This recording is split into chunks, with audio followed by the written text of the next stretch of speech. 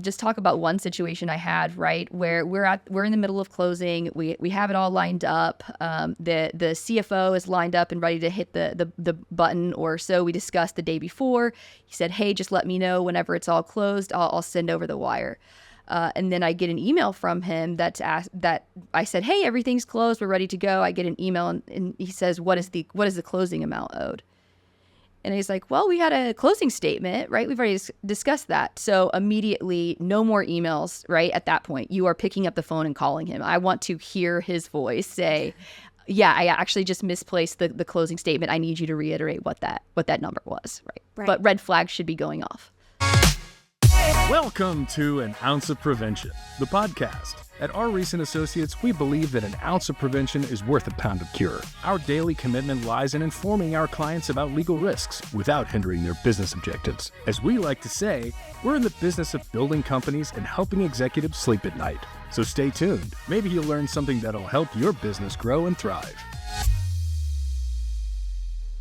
Welcome to An Ounce of Prevention, the podcast, where we believe an ounce of prevention is worth a pound of cure. I'm your host, Rachel Reese. Today, we're kicking off a series on transactions, and we're joined by Miranda Caballero, a senior associate in RRNA's Houston office. We're going to be talking about closing your transactions. But don't forget to stick around for our much-loved Caselaw update. After the interview, we're going to dive into DeWolf, Boberg & Associates versus Pethick. Welcome to the podcast, Miranda. Yeah, thanks so much for having me. It's going to be a good day. Absolutely. Any day we're talking about a closing is a good day, right? That's the most exciting part of the transaction. There you go. So let's dive right in. When we say closing, what exactly are we talking about? Yeah, so when we're talking about closings, right, we're talking about the actual transfer of the assets or the title between the parties, right? You can also, in our day-to-day transactions, right, most of the time this is oil and gas assets. Right. But oftentimes it's also, right, the delivery of the proceeds under a loan, right? So whenever you're receiving those loan proceeds, or just think about, anytime you've bought a house, that closing, right? You're at the table and you're finally saying, "Hey, the title is mine." Yeah. Okay, so these closings can involve, 1 to 2 documents sometimes, but often it's much more. What would you say the average amount of documents are that are involved in any closing? Yeah, so the average amount is really going to be determined by kind of 2 different routes, right? So we have sign and close, and we have sign then close, right? And so a sign and close, you're going to have probably around 5 documents, maybe 10. It's typically a shorter process. You don't have a lot of interim periods, right, between the signing of your definitive agreement, your PSA, your loan document, in between that and the actual closing, right? You typically don't have any regulatory approvals in that time period. So you've just got your standard documents. On the other hand, right, some much larger transactions are a sign then close. So most of the time you're looking at signing your definitive agreement, your asset purchase agreement, what have you. And then you've got this 30 to 90 day period, right, where before you close, where you've got to get all your regulatory approvals in, you've got to get all your consents to assign. And so that's going to have a lot more documents involved. Yeah, and we like to call those ancillary documents. Can you just tick off a few names of ancillary documents so people know what we're talking about? Yeah, absolutely. So the ancillary documents are what we refer to as documents that aren't the main transaction documents. So again, it's not your PSA, it's not your asset purchase agreement, but it's all those other documents that you have to sign. So a few of those, right, you're always going to have your assignment, a bill of sale. If it's personal property, you're going to always have your deed if it's real property involved, right? You got your officer's consent. You've got your transaction consent. So at a corporate governance level, right, we like to make sure that that's all real buttoned up to make sure, no investor later says, "Oh, hey, I didn't agree to that transaction. What are you doing closing?" Right? We want to make sure all that's done. And then also you have your consents to assign, as I mentioned. So if you have a landowner and the underlying document for the transaction that has to agree to that contract being conveyed.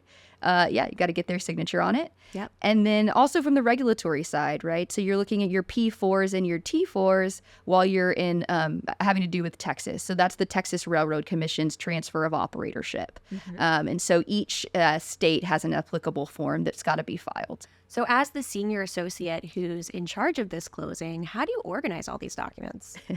Yeah, absolutely. So at our Reese and Associates, we live and die by our closing checklist, right? There's no transaction too small or too big for a closing checklist. We've got checklists that are 1 page and checklists that are 12 pages long. Again, this goes back to the sign and close or the sign then close, what that process looks like. But the closing checklist typically is broken out into 3 to 4 sections. So it's got your prior to the signing of the definitive agreement. You've got your due diligence, everything that needs to be, title needs to be run. You need to be looking at your assets due diligence. Are there any liens on the properties or on the assets? So that's your due diligence section. After that, you have your actual signing. So what are we going to sign? We need our exhibits done during signing of the asset purchase agreement or your definitive agreement. And then you have closing. So what are all the closing documents that are involved? And then that last section is going to be your post-close. And so that's an important part that I think a lot of people don't always pay attention to, right? There are many post-closing obligations that you need to be looking at the definitive agreement and listing that out. Absolutely. And I know you feel very strongly about this. Who should be seeing the closing checklist? Yes. So I think the first inclination of our clients sometimes is to hoard it, right? And to say, okay, here's our checklist, right? Don't share it because they're afraid it might give something away. But that's not the case. We want every single person involved to see this checklist, right? So it's the other side's counsel, any legal advisors involved, any financial advisors involved. Everybody needs to see where we're at, what we're missing, and whose responsibility it is to get that task done. Yeah, absolutely. So nothing falls through the cracks. Exactly. Attention, all you Dealmakers in the Houston area.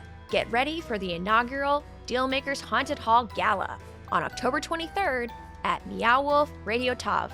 It's going to be a night of networking, giving back, and some spooky thrills. The Dealmakers Haunted Hall Gala is your chance to meet with industry leaders while making a real impact on the communities we serve. This event isn't just about fun, it's about giving back to those in need. We're looking for sponsors to help make this event a success. With sponsorship levels ranging from $2,000 to $5,000, every contribution goes towards supporting local communities and making a difference where it matters most. The more sponsors, the greater the impact. We need your help to make this unforgettable. Visit www.rreeselaw.com for information about events, tickets, and sponsorships. Email rlamphere@rreeselaw.com to sponsor and be a part of something bigger than just an event. Let's make Halloween one to remember. Dealmakers Haunted Hall Gala, where the networking meets charity in the spookiest way possible. It used to be the case that everyone did in-person closings, right? So everybody is meeting up at some specified location. They bring their lawyers, they bring all the documents, there's travel involved, everyone gets around the table. Both parties are signing documents at the same time. But nowadays, people seem to prefer electronic closings. In your opinion, though, at what point is a closing complex enough to warrant an in-person closing? Yes, I think that the main factor is going to be what the client wants, and then again, the number of documents like we talked about earlier, right? So sometimes we have a client who's comfortable in doing closings, right? They're going to do one of these a month. It's no issue for them, right? So what we do to prepare for closings is signature packets. And a signature packet is just a PDF of all the documents that one person has to sign, right? So they just have to print it off and sign. And so it really depends on what the client is comfortable with. If they've never done it before, then maybe you should come into the office, right? Or maybe they don't have access to a notary. Your attorney should always have access to a notary, have them available for you, right? So come by the office, swing by the office, sign your documents. We'll have a notary there. Hey, we may even grab lunch after, right? It's a great way to kind of celebrate the closing and get the documents signed. Make sure all the I's are dotted and the T's are crossed, right? Yeah. And as you just mentioned, it doesn't necessarily have to be two parties traveling to the same location. You can just come to your lawyer's office. That can avoid a lot of the horror stories that we're going to be talking about here in a minute. What is the advantage of an in-person closing over a fully electronic closing? So in an in-person closing at your law firm, certainly here, we always have two people doing double checks of your signature pages, right? So that means after you sign, one attorney's going through it, making sure that they have all the copies that they need, they have all the documents that we need, and then another attorney is going to go back around and do that same thing, right? It really prevents, the next day us is calling frazzled and saying, hey, we're really sorry, but one document was missing, or you didn't include one document when you signed it on your own. Yeah. So let's switch gears a little bit. We've kind of alluded to this a little bit, but let's talk about some of the horror stories that can happen when a closing goes wrong. Do you have some examples? Been there. For us? Yeah. Many. I mean, the fact of the matter is, though, at closing, something's going to go wrong, right? We just want to minimize the severity of it and want to maximize getting it done, right?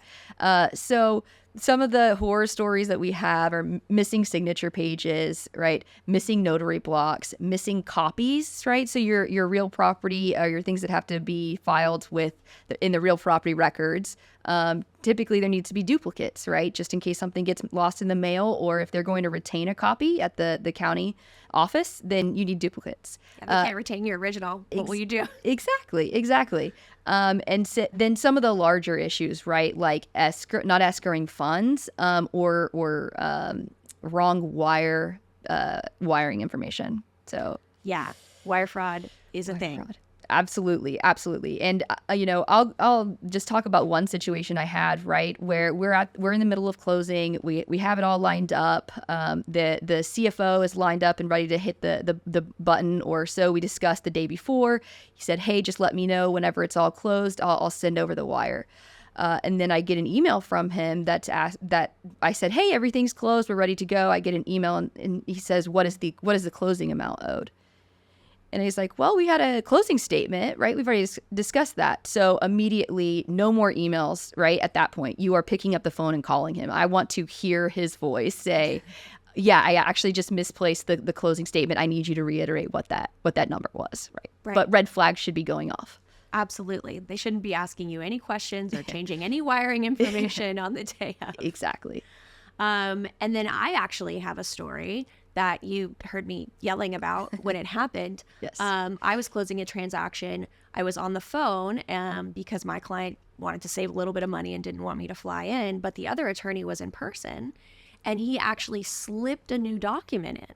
So I insisted that my client read off every document that he was about to sign, and he read off the name of a document that I had never heard of before. So I had to stop the whole thing. I had to get my client out of that room, explain what was going on, and the closing didn't happen that day, obviously, because we can't just be signing documents we've never seen before. Exactly, because, I know this is typically a long process, right? And everybody just wants to freaking close, but at what cost, right? Exactly. I mean, you really have to, that document could be very detrimental to the client. Absolutely. And, people will spend millions of dollars on these transactions, right? And they're spending tens of thousands of dollars on attorney's fees. And it seems like they have a tendency right at the end to try to save a little bit of money. Say, "Oh, we'll just close electronically. It's fine." Yeah. It's not always fine. It's not worth it, guys. It's not worth it. Okay, so let's talk about some tips for people to ensure a smooth closing. Mm-hmm. What do you got for us? Yeah. So, and again, this should be outlined in your closing checklist. But the biggest thing that I want to reiterate is communication, right? And that doesn't just mean between your attorneys. I think some people lose sight, or some clients lose sight about the operational aspects, right? Who's going to transfer the keys? Where's the key going to be to the office, right? Yeah. It's just things that you guys have, that the clients typically need to discuss prior to make sure it works out best for them, right? If closing doesn't happen, then they don't get the keys to the office or the warehouse or what have you. If the garage in the back 20 acres of the property that you're signing needs to be cleaned out, right, prior to closing, and that doesn't happen, hey, do you have that relationship with the seller to say, hey, or the buyer to say, hey, I'm gonna go clean it out tomorrow. I'm sorry, it's 6:00, right? Yeah, give me till tomorrow. And so we just want to make sure that those kinds of lines of communication are just open, reiterated. Again, things that we like to do are daily calls leading up for like the last 5 days leading up to the closing, right? To make sure everybody's on the same page. Yeah, that's a great tip. Daily calls. So let's talk about some other tips though. We've got, just off the top of my head, there are certain state requirements that not everybody, or even, county requirements. How many copies do you need? Or like Louisiana, if you're buying your first asset in Louisiana, you may not realize that you have to have 2 witnesses sign everything that's going to be recorded. Any other tips like that? Yeah, exactly. So your attorney should be looking up and making sure the county requirements are all met in the documents. The Louisiana documents need 2 witnesses signature in addition to the notarization, right? So you've got to have, it may just be you and the buyer or seller at the closing table, right? And so you got to go grab 2 other witnesses. Yeah, absolutely. Yeah, and you need a notary and a backup notary, Yep. right? That's the worst case scenario. Your notary just doesn't show. You should be having your closings in the morning, right? Why is that? Yeah, absolutely. So we like to aim for the morning because the bank wire deadline, right? So if we're setting, it's typically 3 or 4 o'clock, right? And so if you're setting closing close to that time and something gets missing, and we are not able to hit the wire button, it's nice to set that for 9 a.m. We can work through those issues and we still get it resolved well ahead of that 4 o'clock deadline. Yeah, I hate the 2 p.m. closing. This isn't going to happen today. Exactly. Just to let you know, right, ahead of time, this is probably not going to happen. Yeah, or the Friday closing. Yeah, and the other thing is everybody loves the Friday closing. I know because you work all week, right? And you're like, okay, let's just set it for a deadline of Friday to give us the maximum amount of time. Yeah. But think about it. I mean, if you don't end up closing or the wire doesn't get sent out by Friday at 4 o'clock, then you've now got to wait 2 more days. So set your closing for the following Monday. I know you want to get it done, right? I know you're so eager. You're getting down to the wire, but yeah, just set it for Monday. That way, if anything happens, you have the whole rest of the week. Completely agree. Okay, any other final thoughts for our listeners?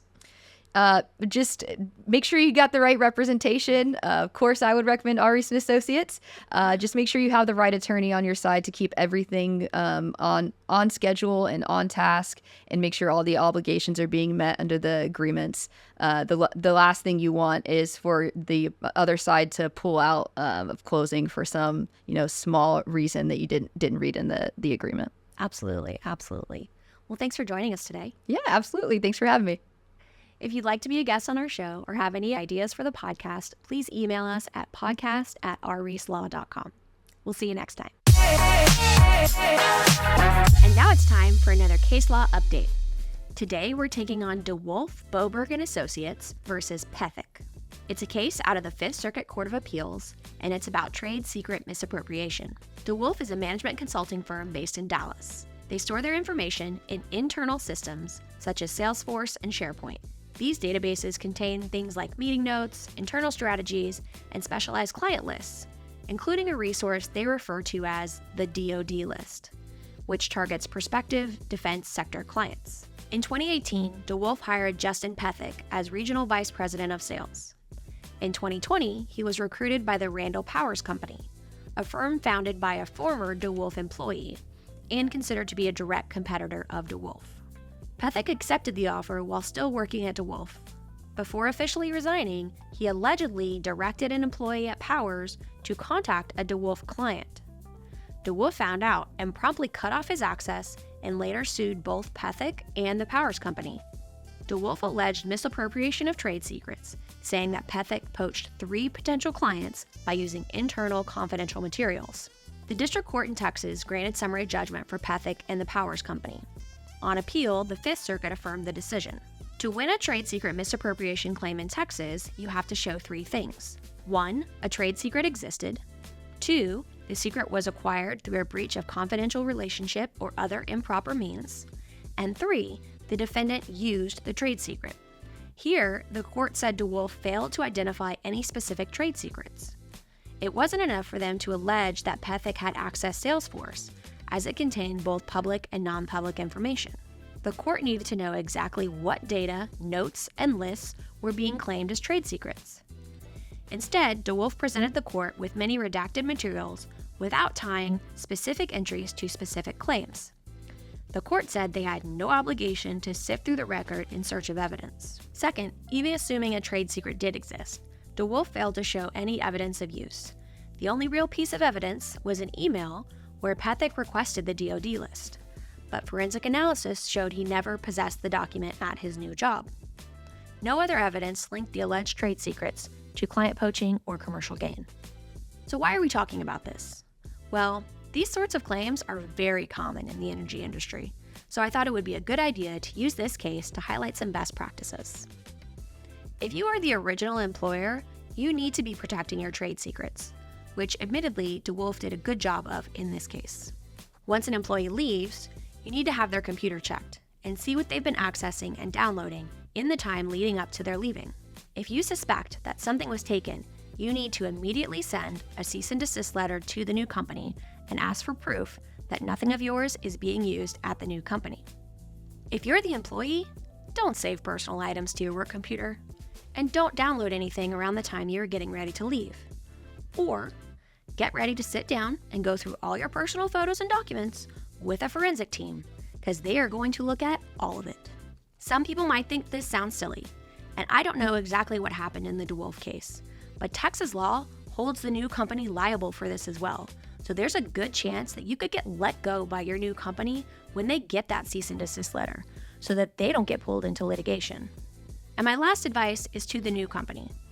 Have a policy in place that states that employees are not permitted to bring any information, confidential or otherwise, from their old employers without express permission.